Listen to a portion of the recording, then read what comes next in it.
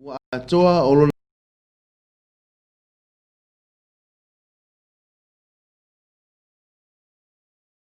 ilana whaamalolonga i le atali whaamanuia ia le atua mo o esan ia lo whaangana mai iau mātua ia le au whaamanuia mai ia le sunga ia ula lia suru ape Paulo ia mo sionalo suru o tausanga ia manuia tele lo was whanau atua niwe asiata ia atua ilo suma lua tausanga i le nei aso Johnny ki a chong ma lorso i fuauso nei tai au le nai tu whamanuia le li i alo whaatu mo oile uso manuia whengai mga luenga nei tai au whaftai tele a Johnny a alo tele le atua whamanuia i lau sunga whengai fo i te mga luenga i au whengai fo i nei aso whamanuia le ainga i ale ngata i lea i au tiu te mga luenga mafutanga whinumiai mo ni ato olo whaanga seo a inga i nei afu e ui ina wala mai senga ia ina wala au pa ia le ali i se tasi foi o tama stasi oso ia ma whanau ia ma pena o na rofa le tua ia ma fiswani lo na nganga tina ia lolo ma le ainga ia o le sunga ia tau ma fiso ia o lo pati mai ni tai au mai lo tai au i ni tai au how's your morning o le fisili o Samoa nei taimi nei Samoa ia o lo fa manu mai pia na iau o lo fa pena o fa manu ma to ele o sulu le la taimi nei ngau ia lo pe le susulu ile la le sulu me o kua o Samoa atoa ia lo fa manu timu ai na o i la vai fale lau niu le ai susulu ai le la ia e pe o tai au nei o e pe o le tato fa malosi nei tai au ia o le mana ia o le amo fa malosi fo inga le kai au e pe ka ke la ngonga i fuinga ni e ye voice si malosi i esa ku ka malosi ni te mini o le fa longo la e fiong pa ia le tua o se fe au fo ia mai i tai tu ni aso e so se tai mila mai antu in mai ia se te fa malosi tai te fa longo tu wa makaunga pe o isa ka malosi fa popo ia sa unge fo ki ke mo luenga o le aso ia tato te fa malo ia tau fa talofa ia ile nei tai au fo ia o lo fe o lo ia tato lo fa anga mo aso soifua bas fa na o lo tu o se tu ainga mea fale te fina ngalo ia mea fale ese mea fale anga ngata ia ma mea fale foi e ke kari kongo e pasi man se fulu kausanga o la ki fa sanga e ia o mea fale nga ia o lo pena ona ile fionga le lipule ia fa pele le malu le fenga luenga o lo la tonga lu e fa tasi mai la to uma lava o kaina mai la to mea fale mai le motonga complex e pe ona e susa pe o lo ilunga fo ia tato live ilunga tato page o Facebook page e ma fai ona e so tai mai ia mau tato ainga mau wo fo i New Zealand o lo ia le o nanga fo ia le motonga complex e ko kongi mai nga ai piki ngai o kas fa mama abenga kire ka u su e vo se va ai ke sa wa ngi sa mo o ngol lockdown ai nga lo o mi nga lo ia lo ka chen mar kupe ia ai piki sa mo ngero ai nga me afali o kas fa ngofie o le nga o nanga wo fo ina to le motonga complex ai nga tsa ilea o le insurance company o ile ako group o lo ile na to o nanga iso se baila au e fa pena ion fa mai fo ia lo mo tam lo lawa tonu ta vale lo ile to o nanga o fa maina le o taavale po le le kuaiga palapala o lau kaavale ngai gaming ai ia o lo ia i latou ai le poto masani ia ai le gata i lea o faagaina o vaila'au e koe fulu ai lau kaavale e vaai la ke kalikogu ua ia le esega sa'o ia e ala le tulaga tau insinia e fena siake i lau taavale ia o lo i fo'i patolo faapena tauina mai latou company sosoani mo oi e fai ona sosoani ia le aufaigaluega a le ako group o lo i lako mechanic ia mo lau susuga pe ai mo mia sosoani o lo i la tautua e ala lea i tau mafa o lo faapena ona kukaiga i oga tulaga ese so o skoinga mea ai o lo mo i ngā i tatou Manai restaurant ia faasosolo mai i le totonu i loto pā ngai mai i le whalauniu nei le alo ia i le Latte Rano restaurant and minimart o lo faapena ona maua i fo'i o latou gausia inga ia so o se to'aiga tau mafa mo le paia ma le mamanu o le atunu a faapea la o gai fia faisau lunch ia i nei le auli afe ia ina i le Latte Rano restaurant ona e talitonu le iai mama fresh mea uma faapena foi la tatou falaiga o le mauga folau o lo faapena ona ia le afioga ia Fatima Strickland o lo tele foi au nanga lo fai ona fai mai e le mauga folau mo le paia ma le manu le atunu o lo i latou fagu vai spring water fai si umi o le latou tautua e ala lea i le faamaliaina lea o le paia ma le manu le atunu i le tule tau vai o lo mo fai latou au nanga e foi mai e ala le i le aisa mama ua mai ona faamamaina ia e faagaina mo tatou aiga i te vaitau o le vevela ia o lo i fai latou faleaiga e faina e afe i ai pe afia maua siga lunch o le auti afe i ai na i le mauga folau ia o lo i le au faigaluega lau fogofiafia o le afiafia foi e tali iou manao ia e po'a la po'a atu la po'a tele o tulaga umana o taavale ese o loo faapena ona afu mai tautua ma le auaunaga a le Samoana car rental mo le paia ma le malu o le atunu o lo ai foi latou taavale fia faatau sina mai po o taavale le faatau motu i ke la kuala o ia la la kuai o ko inga ia ali ataua ia o ia la usfulu afene ke manga o la ka vale nei lu mo gate ia e ki kala ngoa la ma le fionga ia ali ataua ia ku sai foi mato taavani o lo vi faatau se mai ai le ngalo ai foi ia tatou hotel numa tasi i taulanga po le 5-star hotel le tau Messina Island Resort o lo faapena ona mafuta mai le fionga ia tuiatanga Nathan Bucknell ia ele ngata i lea o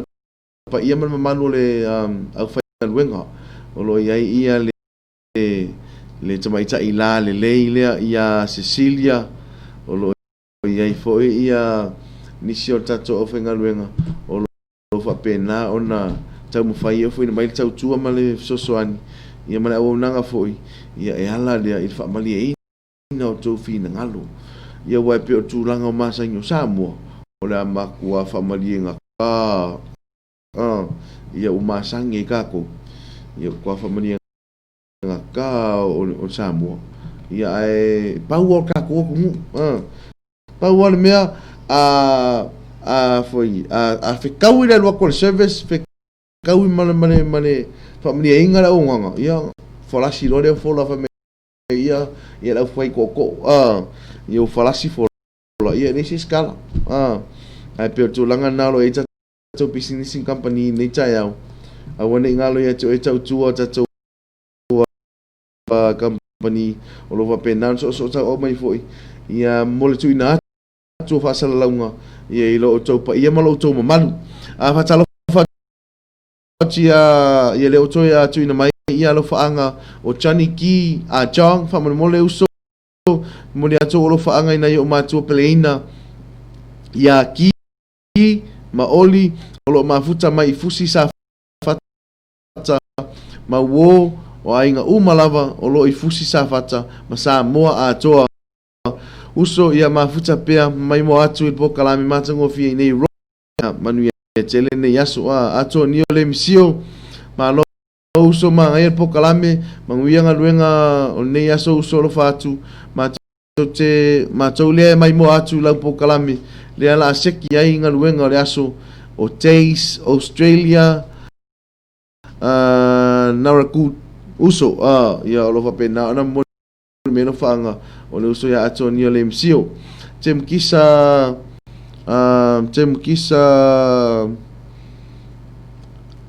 Abu Rabi or Rabbi good morning to you brother watching from Alaska USA God bless ia bye mamau kire me yolo mafuta mai ia tangata nei pa ia malu tata watu nu ai o lo fia e mai mo mai ia ala le tau tu ala no pe la po kala o le usu seu ia o fa atali i au lalo fa talo fatu la sunga o lo fa tau tu ina le nei tai au ia manuia lo was all the way from Bremerton Washington USA male ngu o la lo ka sen mai le sunga ya fa tali ia fa manuia tu po kalame i la sunga nei tai au ia manu te ina tute ma fe au lo fe ngai ai foi i na tunu lo pe na mafuta mai Sarah alo ali i tu lua o lo pe na mafuta mai nei tai mi i tato po kalame ia fa malo atu ia ma hatalo fatu po kalame ato ni ole misi o solo fatu na yo ma tua i vai le uta ia o lo pe na mo le melo fa familia ani sita mo ma lo so i fua mau ai lau sunga ai fia moli atu lo whaanga na yo ainga sa mo ai mese se o ainga i wawala tua ngane whanau ai mese o se o to lua ia anisi tau mo oe o lo whenga ia ima tau singa o ainga ia lo whatu mo o to umalava mai au kilani ni usila mai ia whaamelea anisi tau mo oe ia whamanuele tua ia i tutupunga lu whaftai fo ilma futa mai nei tai au ia ai ole a ta ina atu tatou pese nei pese vavelea o te fia lava e tau tua le pa ia man malu se o tatou atu pe o la ngona fo e ta te whaalongo atu fo ia a soli eu solo ka fia mo ka malo silo ko ai aku le ai ole a fia me se o tatou atu ai le ngata ile o le momoli ina mai le o la tou lo faanga ia mo tatou ainga i sa mo nei o lo fia e momoli mero faanga ia mo ainga o tai tolua whanau ia i sa mo nei o le pese la le nei whaanofo fi le mu ai lalo tai au ia ma lue mai ai ia wha mata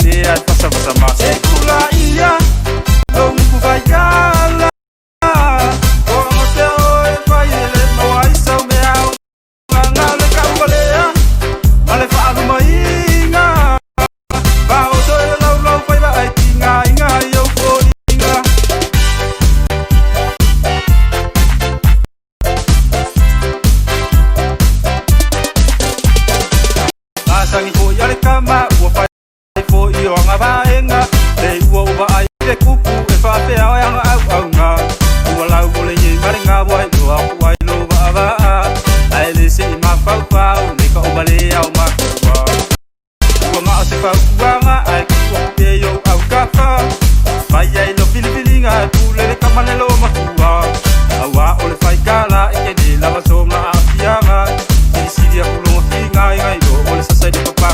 se kula ia no mu vai gala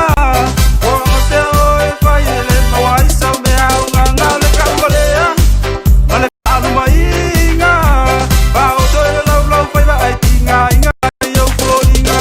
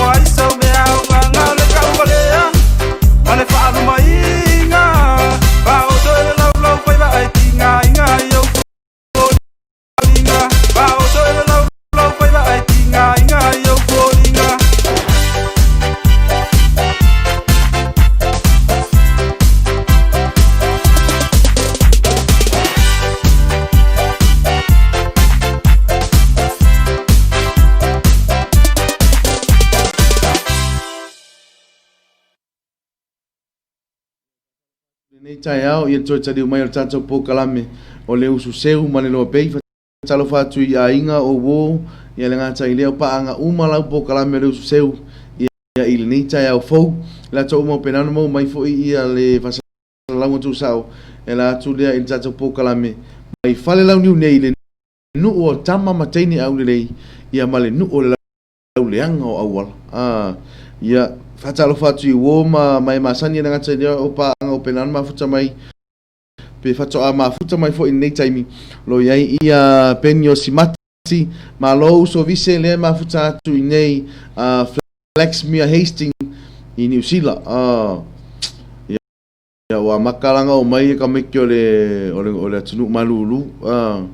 atunu malulu o lo pena foi mai o le no fia pune fon tanga o lo pena no soi fu manuia vise ma lo tau tu atunu from Melbourne, Australia. Ia lo pena ma futa mai ia le sunga ia vai no fofia mai o i Melbourne, Australia. Sina tau pe i fufuanga foi o toi o fia ngai foi nei tai au. Senturi te vita manuia le aso uso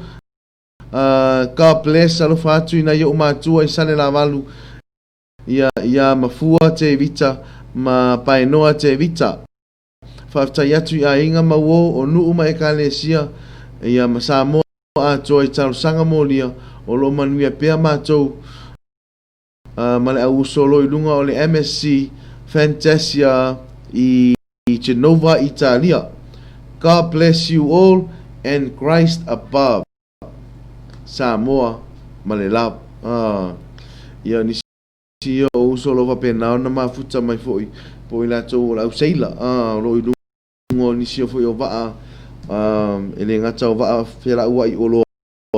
a o va meli te teli o lo fe ave ia pa se to teli ia fa talo fa tula po kala me ni tai au ia au to sunga mafutanga finu miai malo uso ia le foi la usu fasi malulu ngi kai au manuia tele ne yaso manuia foi ngaluenga la usunga ni tai fa tai mafutanga finu miai ia okay loa o ke mingi ua makua fa akualis nga kai ngo foi lunga wa fa akualis nga kai ngo foi lunga ia ai fa malo atu ia ila to umalaba ua usu i tiu te mga luenga ni tai au fa malo atu ia lau po kalame ia i ni tai au te mukisa Abu Rabai seki lava le musika para sa o le leili pese ia lai fia mai ia le sunga ia te mukisa ia i tatou pese le sa taina ni versione ta manuia brother manuia lava lo waso fa pena foi ia o fa pena foi na fiang o mafuta mai fui ava lili mano ia ilunga le tatou po kalame ni tai au ia o fa atali ka i nice ia lele la ia o ape ia o lo makua mau le layer musika ia nisi foi tatou au fa fong ni tai au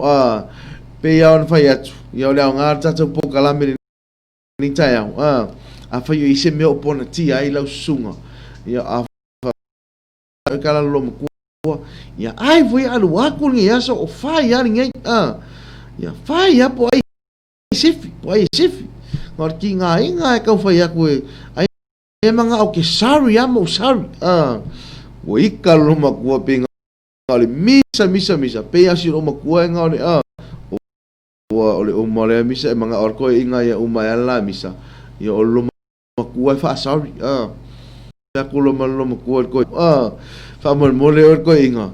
se sorry kasi o is kai fa mole awake manga ngare sorry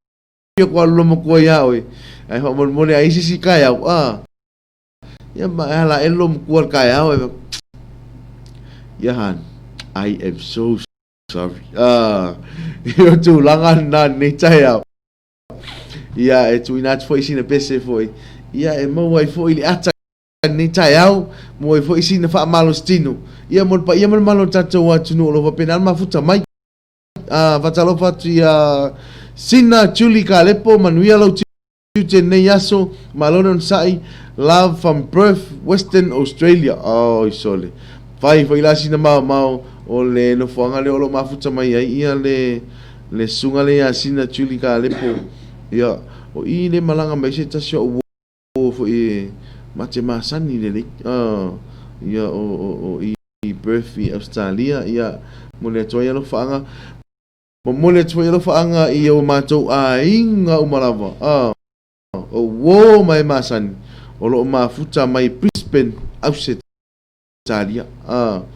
ia fama o lo pena wen fa talo fa mai ia penyo smati mo le ato talo fa anga i sio wa inga i fa le vau sa tini fa Nico good morning from Brisbane ia Australia le fa ma nge yang mo le ko fa anga inga yo mako wa inga ma wo malava o lo fa pena ona ma futa mai i Brisbane Australia lo ile uso ya Dan o le uso ya Dave ia tai to luam fa nau Australia pe tu langa ia FIFA talo fa toi foi ia lau po kalame mo o to malava want to say hi and welcome all our Light of All Nations family who are tuning in or just tuning in on our program this morning not only in Australia but in New Zealand if talo fa tu netayau ia ila malava. I want to say hi to all the pastors of the Light of All Nation ia lo na na mafuta manita ya fatalo fatu ia world mina Merilisa lia ina maloso ifua manuia from Auckland New Zealand ia lo pena na molimelo fa anga Marianne Junior maloa brother tute mone yaso God bless ia have a great and a nice day ia lo pena mafuta mai ia lo nise O'Brien to Vio se tasi fu o tato top fan ma lo so fu maua ma lo tau tu atunu manuia lau por kalame ia alo faanga from Canberra Australia ia o lo faanga na lo moli mai ia Australia familia anisi tau mo so fu manuia lau sunga faftai la o tau au nanga o mafai ai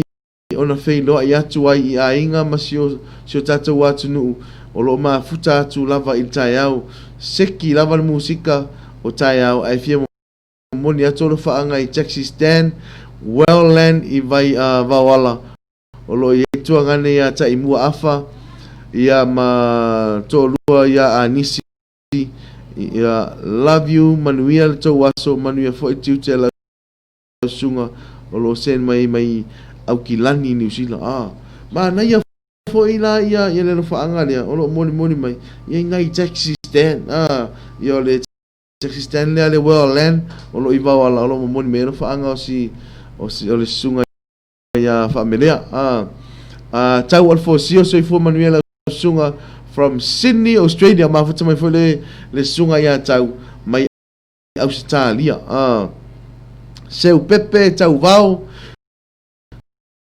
Good afternoon from Salt Lake City, Utah. Ia lea ua lua iwa minute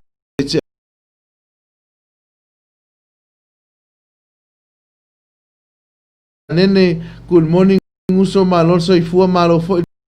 tau tu atunu fa manuia le tua mana ia po kalame more podcast please. Ia peon tau tangtana mai ia mo ya wo falongolongo fo i le mana onga i telefone ni ua manga o ia i telefone ni fi falongolongo se poka ale tau te tanga mai tau sisila mai ua na o ule e ia ila se tamai titi se tatu tala no ala ona le tatu tele le yo tatu fatalo foi tonu potua onga ia ila to uma o alon whanau o tatu atunu o lo fa pena o na whengai foi ma o onga nei asu e se tasi o tamai titi po se atali i foi ia fia la e se ona tamai taia o uma usulon tama ma moli fale a onga ia e moli fale a onga o fai a onga la e le leia la pangi ia fai a onga ia ma le mata mau le ira ta mau le tani ira o kala la ko inga e mo moliar ko inga longa kali il fale onga ma fai onga uso nalia o la nem ta upu e te fale tonu ai o la nem ta upu e fale le ia lau su e fo ia mai ka mai ki ku ai lunga ta mai titi mai maka upu maticha le ai mas maka upu ki fa penga o wal ko mala i mea ingilisi maths science social science with history makua fa ngofia ya ka upu fa ko lo fa ia sau lai lunga nei le ala e fa ngala dia ia fia fa le maths fa ia kwa fa le maths ele o ngo me ale di dia fa ko fa kango la e fai kau le la kango e campaign na kule maths ma English kala fa ya onga e ke kango la fai kau ma le tasi o se fudu ile English ele umba ko kala fa ya onga ai pakki de ina mai easy piece of book ya fai tau ro 1 2 3 4 5 6 7 8 9 10 kau chen ko fai aku lo man fai okay ke vai aku la ngai le ya lau English kusi fai ungal full martasi anga ile los full fakat kali lo fai o le rina dia pe ona fai aku o le campaign il fai ungal maths campaign mal English fai aku fai ungal kang fai kau mai la ia fai ngumela nga in English ku o le rila le nga pale ke leo la mamlama po le mamlama fo ile fa English o numero il se full 1 to 10 le ala ku siro fai nga sul matas e o lo se full fai kau lo le rila 11 12 13 14 15 16 o lo suiva 19 kuro male ko mai giki fa ko lo fa wa fa palang ten no le rida me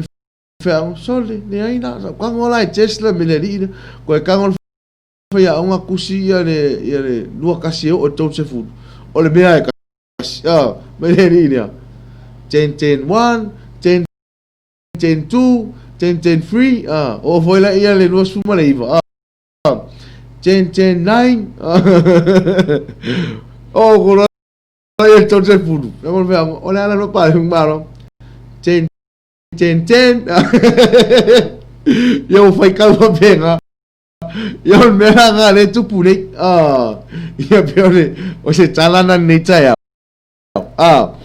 ia to uma vo io ia lo fa na o pe na no to no potuanga pe ia lo potuanga ma sanya lo pokalame fa ta ua lo ia to no potuanga awange I fa ko fai ka o le lua tasi o to se fura mai 10 1 10 2 10 3 o lo luiva 10 9 ve ku lo to fura mai 10 yo or kalangan ni kaya wala o se lau ya em faina ngala ku vesit ole ala le ka un se lau pe afika la yo ka ikor ka magiki 10 9 ya le ala cold food 10 afa pe ala se lau no winga la o kopu vale ko 10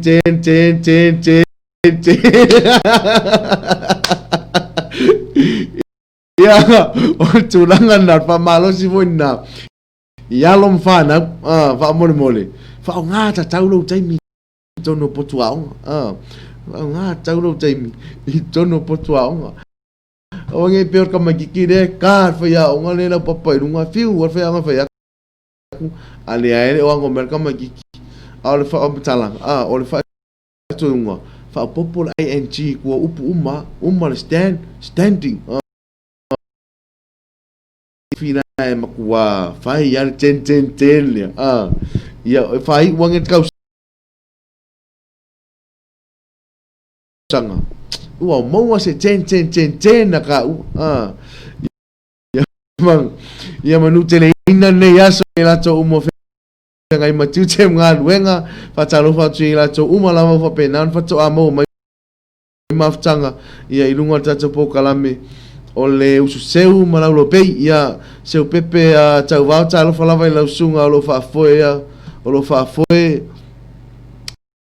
ina po kalame nei tai au Jeremiah I la lio malo uso manai po kalame ia lo whaatu uso Risa malo lava I lau sunga whalongolong atu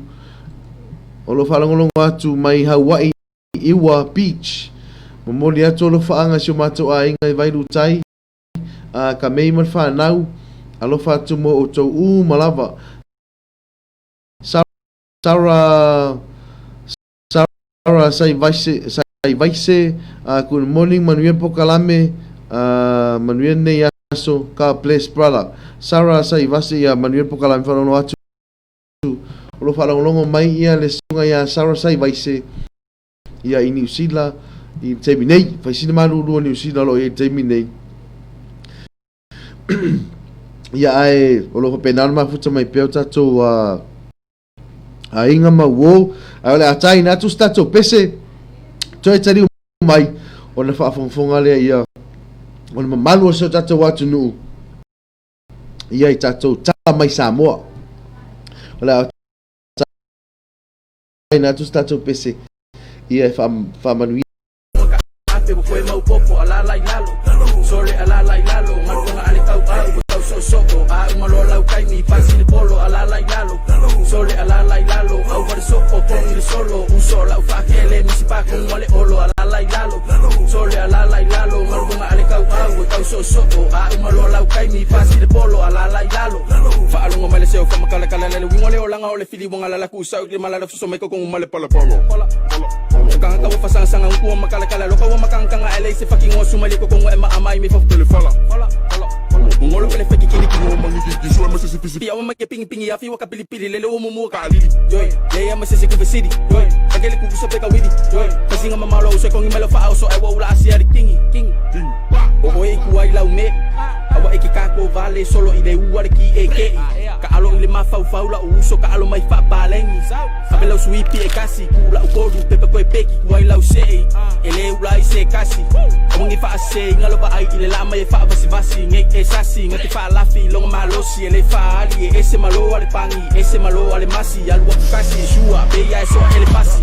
sole se awale bevesi ia kumu ole fai ai le ngila ole nguku ia ku i le empty Eke tio e mai lei, aku lau kama eke tiu E kau seki seki, if you want the smoke E mawa ia u, ile ka ngesa Ulo mo oko, fasika leki Alalai lalo, sole alalai lalo Ole musika kusa, e kau longo longo Mafau fau nga ka ape, wakwe mau popo Alalai lalo,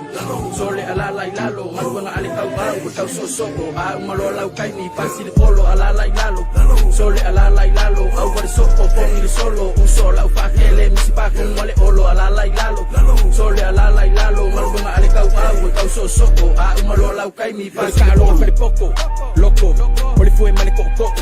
Mafau funga wala loko Alo ese mele omo Vinga mele pou Fa maile masau di fili le loko loka ele O sisa wala malama mele loka male Amo sile wafau Sao sao pele wile puru fanga wapalau Kele kala ua oba ye pepelo Bili mai wa isi mai ya fe emo Kili mai o fili mai Ele loko ole kai E sasi e malemo Kele le fesili le ua vivi O au fika ngai fayo So ayo le mangeso Waking ele kamale kama wamala Wakele nga sula pisi ekia ise awale eko Wa afakala siya Ke ile pala siya Leo ke ilo ay kufuka kumale sa siya Mga fofo mangingo maka ole vai Langa mapea o e fifadi alia Kele popole pea faisa e mua imala ele fa penga Fa lave kula o kama ile koko Au oe eke ave kusa apa Fa mole kuro ake ia le uru vi video Vale vevela eke fio e ka pili Como fenga lava sole fa file Muka wako lau kama lai kiki ema ingi Fa kanila kwa pesea uanganga fia Lo uso ile wa ufoi o sea Pese malolonga fa ikele keke Kele kwa kari ya kumakakua ole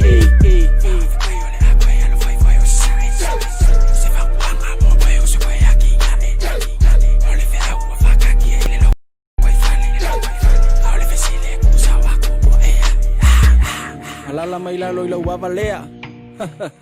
There's always two sides of the story So allow me to reintroduce myself Shooter Alalai lalo Sole alalai lalo Ole musika kusa Kau longo Mafau fau nga ka ape Wakwe mau popo Alalai lalo Sole alalai lalo Marua nga ale kau au Kau sosoko A umalo lau kai mi Pasi de polo Alalai lalo Sole alalai lalo Au wale soko Pongi de solo Uso lau fakele Misipakong wale olo Alalai lalo Sole alalai lalo Marua nga ale kau au Kau sosoko A umalo lau kai mi Pasi de polo Alalai lalo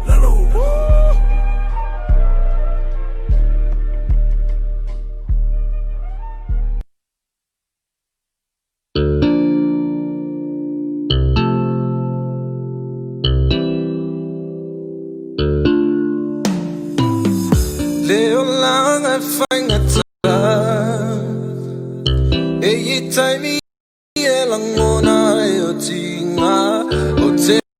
lang muna inalo umafatia Ele mo fai ona o tawa beina O te upo o yo unehilima Mafusi mau o ya ita Tinga olo o elang mo na ina O te amo ina O te amo ina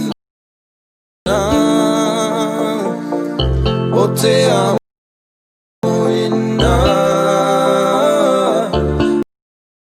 O te amo ina O te amo ina La upele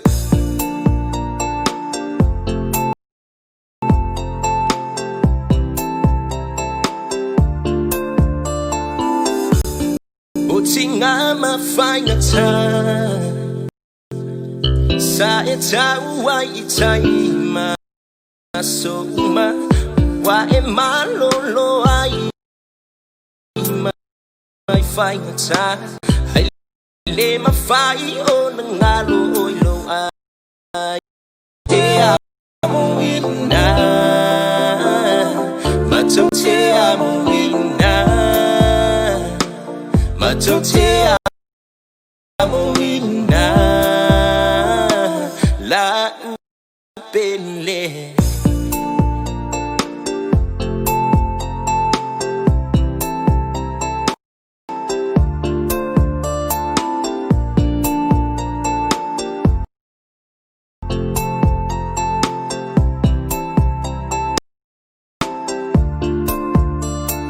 tusino le nei pese langi mo ole pele tusi ai o manatu mo ole uso pele fai ngata ona fangalo o minga le waso fai ngata matinga matu te amuina matu te amuina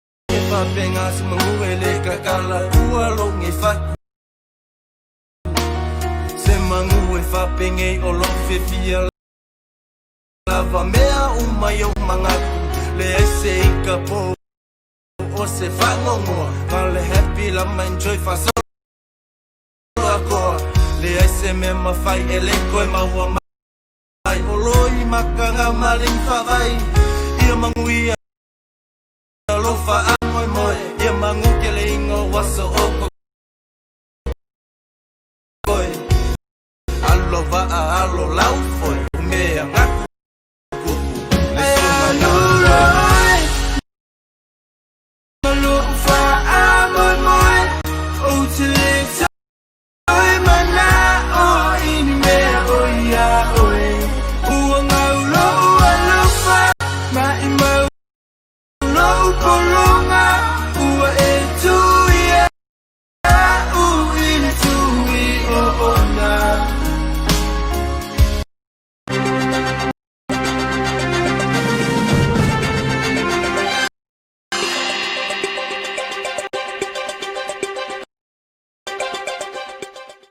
Toi whaatalawhatu si mai alau whaafo. Ngai se o tonga tātou tala me Samoa. Au ina atu na leanga lei mai ole loa pe i shop man mo pai transfer. Mo le lafo ina mai o tātou top up ma se le ni mo mai lungo le au nanga telefone Vodafone. Ma de digicel i Samoa nei. Ele ngata i lea au le isi Bank Service al Whatupu National Bank of Samoa. Ia ma le au nanga mo e malanga mai Samoa nei le tau mea sina Aiden Resort. O le loka ina iu se li isaila mai Samoa ai telo Miami le state of Florida i America o ai soli whaapusa teo o se tūlanga o lo nofo pole ai le a inga e maiselon to o lua ma le whanau po o saunga le mule no whanga o lo o tau fiai e le ngata i lea a o le whaama i lea o lo pepesi i tutonu le ai telo America i se whaamtalanga tustu si Ian whailo mai ai o le mafua anga loka i nai o lea lii o nes fe ese inga sa ia whao o se isia li isaila e whao ngā ai senga ese failo mai ese suyo le uni po tangata whaingaluenga Samoa po le Samoa First Union ese lia tu male fitu se fulu tangata nu o Samoa lo o ngā lulue lungo wa ameli failo mai ese suyo le uni mo tangata whaingaluenga Samoa po le Samoa First Union ese lia tu male fitu se fulu tangata nu o Samoa o lo o ngā lulue lungo wa ameli tetele o lo avea fo ima suyo awa yo le uni ma o lo o whaia ai fiso tainga ali Samoa First Union ma le whalaput patonga le International Transport Federation po le ITF e sa ilia isi au wale mwhaia iuna avesia mai le alo le atunuu ma le vaenga tono lo o tau fiai a sa ailisi a inga Samoa lo o la tane ilia vaenga o Amerika e tu ina ilia li e talia yaso e tala i vaa ma mawhaia iluana toi whafo i mai Samoa le masina o perila iluna aso sifuru wha le sa puem saisaya e leo o le estate Amerika lea li i matau fia i loa ilana whao o lima le tangata whaafo iluna atunuu o no puipuingo le mahalo tele o Amerika mo tangata lau tele au wale wha mai e peire tūlanga lea ua ngalulu e le vaenga lea o le Samoa First Union ma le International Transport Federation mo se au walai avise ina mai lea li mai le Fanga leo lo tau fia i terminate le Chrome Service Processing Center i tutono Miami i le state of Florida i Amerika. O pisi ata i fale o vai wha e tu limam society fui ava o lo tu la e neilu mon wha am snonga e tari o lato mo liango le sun fale le sa lato wha tia i se fale o se a inga i ta ele fanga i fanga loa le sa tu la i mai le masino se te ma le tau sanga na se imawai atu nei. Le falo se tasio li esu wa fa ya fielele ona ya li eto tolu le sa tula e lumul fama sinonga sa yo ya li eto lua modianga nei o la wale sa fa atinoina nei nga yoinga le fa atama ya ile o le fale o vai fa etu lima ma society fui ava ai o le li opisi ata i fale le o lo te e tu inga o lo nei ngoa ile mata upu fa lo metustu singam fa mau nga le ya le fa mtalanga tustu sia o mori maua nei li e mafua mai le fese sa inga ono sei ungal fams no fanoma swafa le sa malo ai le o fie le fams no ngal la to no e per tu langa na mafua yo na fa o ai lo e vai fai mai se li ile tu langa le fatama i le fale o fie le malai ya o le o fa lo mai fams no o le ato tol poina le mta upu ina ia lava mo le maua le tu leo ma le lo yo lo tu la e mo le tu pisi ata ifale ai o vai fa society ele o yaini lo yo lo tu la i mola o nei te mo se se o telengo lem ta o pupe ato la wina ilu mo fa msnonga ini se o tala mo fa msnonga to fan se ali le sa tu la ilu mo fa msnonga wala to io ino la to molianga e fiso ta yaile malio se ali i fai pisini mai saina le sa tu la i mai la fio anga vai tele ai manunu ai ni se ali i saina to lua o le o to poina fa amsino le lawino le ungo nei li ila solo sul tolon masine nei se ta pena ise talia le ilo yo lo tu la mo le ungo sina le lua le o ye yo ina lo no moli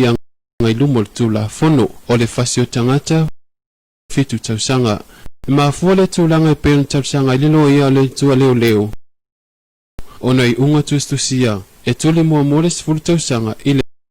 fal pui pui ola selos ful tolu le o tolo ina ile mta upu malona i unga ilu mo fams nonga ole nase o tonga tatu tala mai sa mo le ne yaso to fa ma wina fa tai mo le ngal le mai le lo pay shop mal mobile transfer mo le lafo ina mayo top up maseleni e mo mai lunga au nanga telefone a Vodafone Samoa ma le titi sa Samoa nei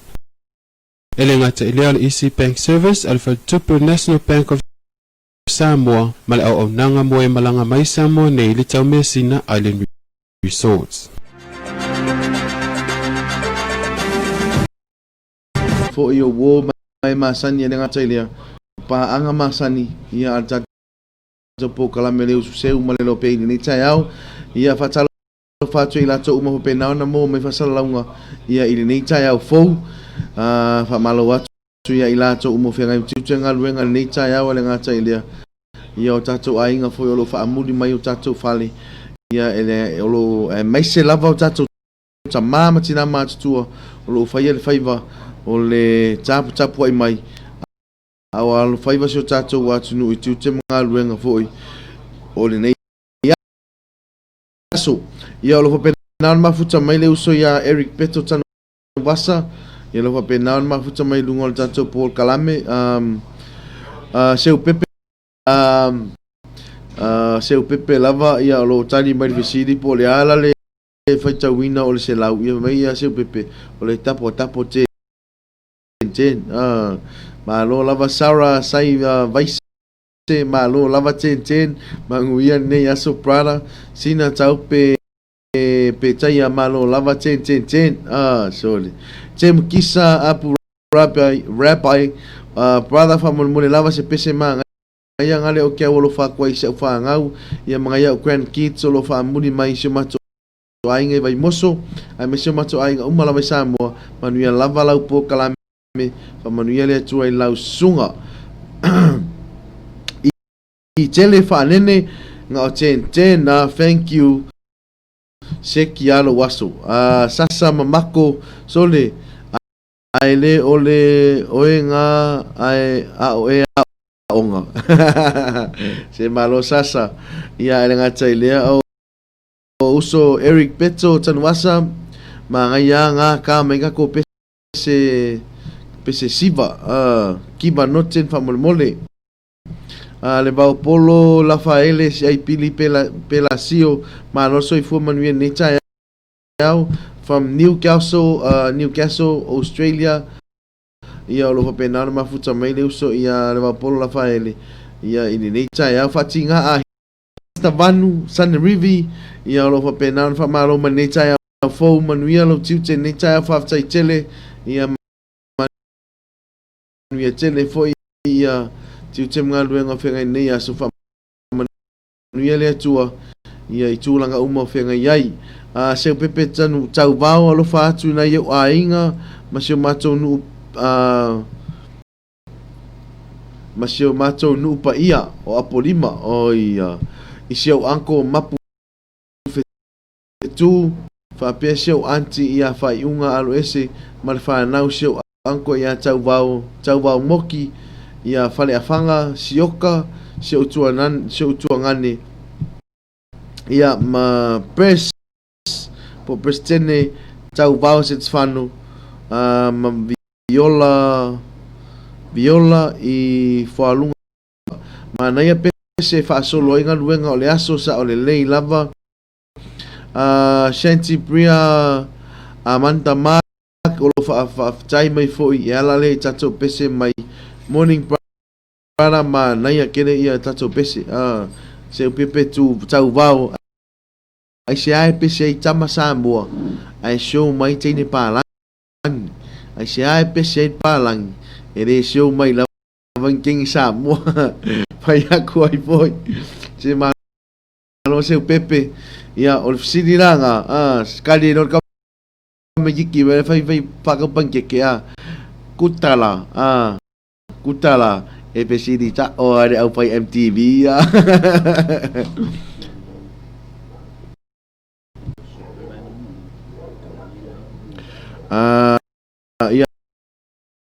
ya ale terminei ya le fa sina malo longa tato por Kalame ai ole a China tu se tato pese ia e fa e tu fa hala me tato wa o ngai Samoa o fa ampe o fa aku fa malu mai kim ua fa malu man kimu ngi ka yau ia ma ua kele anka o ika kalau le usu ngi ka yau ia la ka ko pese dia ia sa tatu